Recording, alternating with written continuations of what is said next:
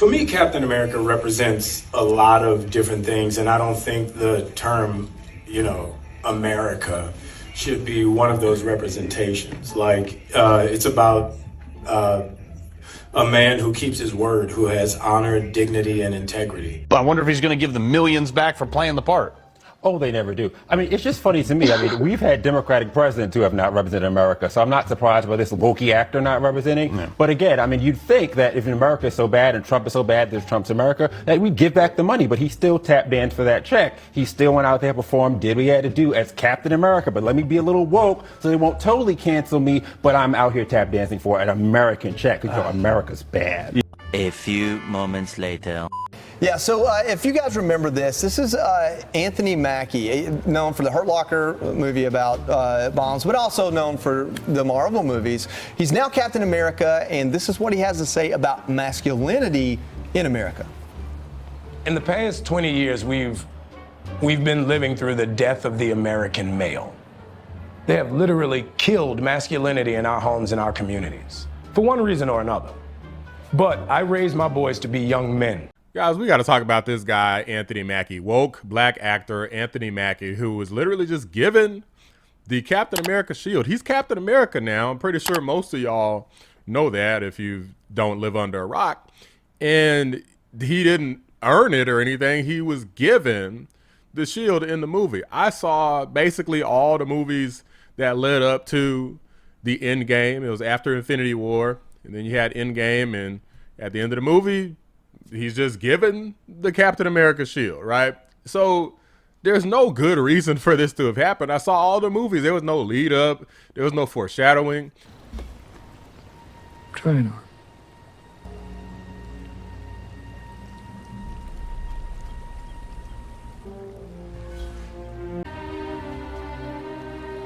How does it feel? Like it's someone else's. He didn't do anything heroic in Endgame. I barely even noticed he was even there. I don't even remember what he did in Endgame, but it certainly wasn't anything worthwhile. And he just got the shield, which might lead to partially to his conclusion of this next point from what we're about to react to here, where he was on this podcast, the Pivot podcast, and he stated that he does not believe opportunity is earned. He believes that it is given. While I do understand the logic that people use to make these types of statements, I also think that is stupid, but we'll get further into that in a moment. Without further ado, let's go ahead and react to what he had to say. And what I realized yesterday thinking about it, we're lying to our kids, dog.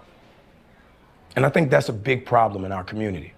We tell our kids that and this is fresh on my heart, like I literally just came to this conclusion last night. We tell our kids if they do right and they make the good grades and they go to the programs and they will become successful. If you work hard enough, your work will be paid off. And that's not true. Success is given. This is exactly the type of stuff that I want to dispel on this channel. I don't want people to believe. I am a classic example. I did not come from a privileged life. My parents did not make a lot of money. We didn't necessarily live in squalor for my whole life. We did kind of at one point, but a lot of people went through that when you're younger. Your parents, they're young. They don't really got that much money. That's kind of normal in America. And as they got older and more experienced and literally got old, they started earning more money. So I was able to benefit a little bit from that, but certainly never rich, not rich now. My folks are just normal people. I was privileged to have two parents, but certainly not a bunch of wealth and opportunity. And I didn't go to some amazing Harvard or anything like that. This ain't no Barack Obama and Michelle Obama running this channel over here. Okay, I went to a humble school, Georgia State University, where the Panthers ruled, and that was pretty much it. And I did good in school. I stayed out of trouble, and now I make money doing like 3-4 different things. Like that's what I'm doing now. Anybody could take and try to do the right thing and earn money too. Now, Mackie's success is different, so I'm gonna let him continue. It's not earned. Because you can be the most brilliant motherfucker. If one person don't tap you, each one of y'all. There were people who could hit harder, who could catch better, who could run faster, but somebody said, you're the one. And the other 50 behind you fell off. You know what I mean? And I because mean, of that, my guy, we're not saying that every single person in the world has the ability to be Elon Musk or will be Elon Musk, but we are saying that every person has the ability to do it. Not everybody will, but we know that you can do it if you put your mind to it. The difference usually is separated by a multitude of things, including who keeps going and who gives up. Who is at the right place, the right time, because they decided to not just stay at home or go out partying or hang out with friends, but who decided to be at that place to meet those people who would give them the opportunity, who decided to be there every day, every opportunity that they had, they was always there, whereas other people was out lollygagging like, oh, well, it's just luck. You know, it's just opportunity that's given. You know, it's not earned. It doesn't matter. How many people do y'all know who are just lazy? Or they're not super lazy, but they don't work particularly hard, and that's their result in life. But you always got the go-getter types. They're just always just go, go, go, and then it just seems like there's always just accomplishing new stuff. You just sitting around like, huh, damn, man, they do a lot of stuff. Like, they just always seem like they're winning. It's not because they just got extremely lucky. Luck has a way of finding people that are out looking for it. Let me keep going. I don't know what that emotion or that feeling is the scary thing. Because I went to all the programs. I've done Broadway, I've done off-Broadway, I've been in the business 24 years, I've been in 2 Academy Award films, I've done independent films, I've done major motion pictures. Now I'm Captain America. Okay. And how the hell did you get there? Did you get there just by hanging out at the house, going to the club, or going to...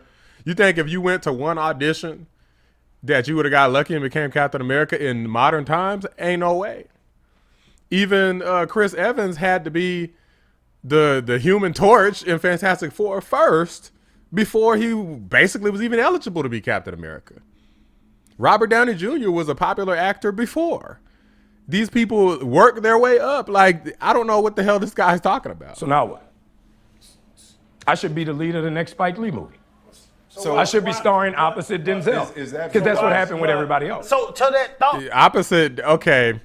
This guy is basically saying he's Denzel Washington level. This doesn't make any... I'm not going to let him keep talking because, I mean, this is a long podcast and I don't know how to handle copyright claims. But, guys, this doesn't make any sense. We all know in life that is there some luck involved? Of course there is.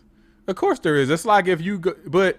Okay, if you go to one interview and you get unlucky, maybe you don't get hired. Okay, go to 12 interviews. I've literally done this. I went to like 12 different interviews at one point in my professional career and with different companies, not the same, different companies, made it to the last round, didn't get hired by some of them, and then got 3 offers at the same time. So out of a dozen, 3 gave me the offer. Last round, every time, I'm going through like 4 or 5 interviews with every company. It's like I got conflicting schedules. I'm trying to keep the names of everybody straight. Lots of stuff going on. So I could have just said, you know what, after 9 interviews, like, man, nobody's hiring me. What the hell's going on? You know what? I give up. Maybe I'm not cut out for this. You know, maybe the opportunity just not being given. They don't got enough DEI programs for me. I'm never going to get hired. But no, I just kept going. And then boom, 3 offers came in. And I got the pick of the litter. I'm like, no work from home. Next.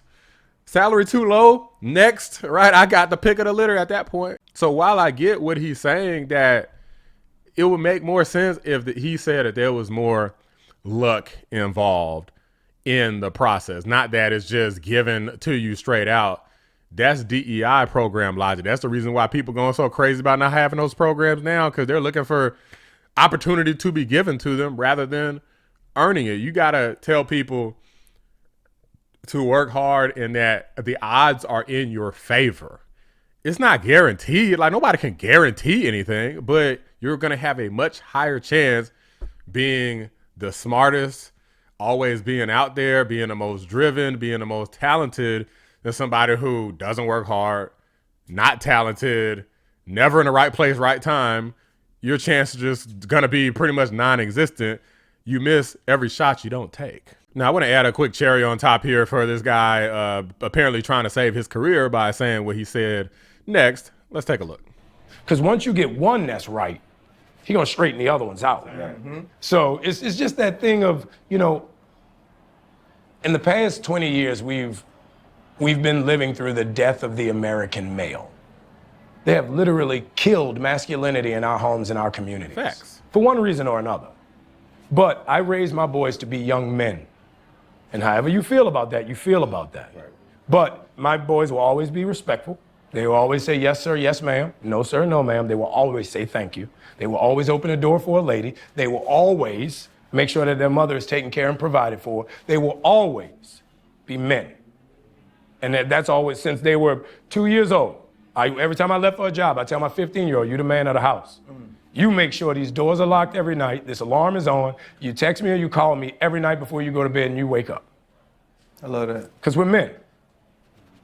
If I'm not there to protect, he got to be there to protect. Because you can have all the money in the world, motherfucker climb through the window, that money means nothing. Right. You can have all the celebrity in the world, motherfucker jump through the door, that celebrity means nothing. Yeah. So you got to have a little guard in there. So Anthony Mackie at least did one thing right here, okay, in a career-saving move. He is calling out this misandrous type of society that America was headed on a collision course with Earth too, where effectively the tearing down of men has been occurring. Pretty much all masculinity has been tarnished and considered some sort of toxic masculinity rather than it just being considered masculine for being an aggressive speaker or roughhousing or, you know, liking sports. I mean, it could be any freaking thing. Whereas with women, they're trying to make them more masculine, trying to make them more assertive and trying to get them more into stuff like sports and trying to get them more into the workforce rather than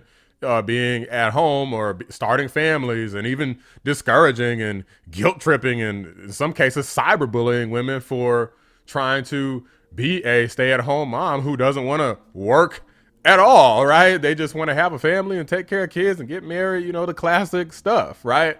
Mackie got a little bit of sense, okay? He got a little bit, a tad, a smidgen, a monicum.